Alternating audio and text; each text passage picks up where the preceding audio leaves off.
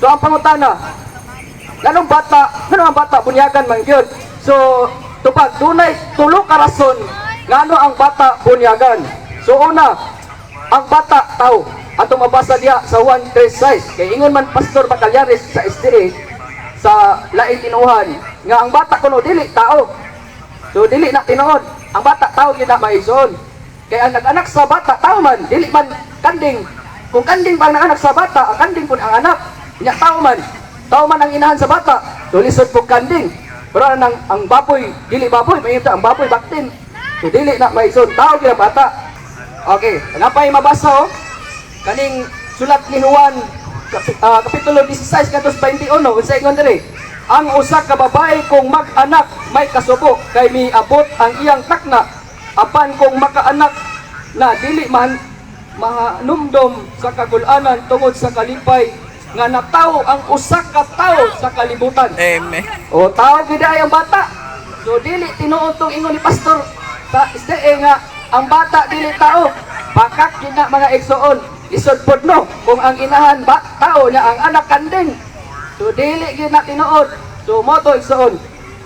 So ikaduha, ang bata do nagay pagtuo. Kay mayon sila nga wa kunoy pagtuo ang bata. Pag sure da oy. Atong basahon ang balaang kasulatan kung ang bata wala bagi pagtuo.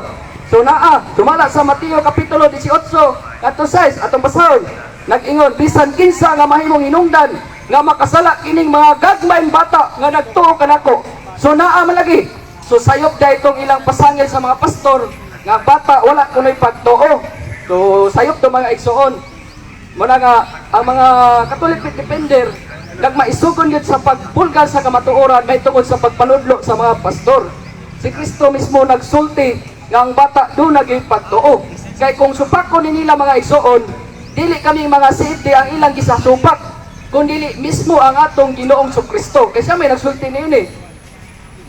Ug naa pa mga igsoon, wala sa Sirach 17:1 ngadto 7. Klaro ang bata do naging pagtuo. Kay sa dihang gibuhat sa Ginoo ang tao gikan sa abog, gipuno na sila sa kahibalo o panabot. Pero ang dakong pangutana mga igsoon, unsa nga klase nga pagtuo ang anaa sa bata?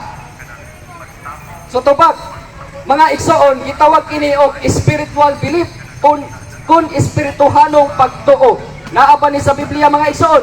Tubag, naa sa unang mga taga-Korinto kapitulo 10 ngadto kapitulo 2 bersikulo 10 ngadto 15. So espirituhanong pagtuo o dili tawhanon nga pagtuo.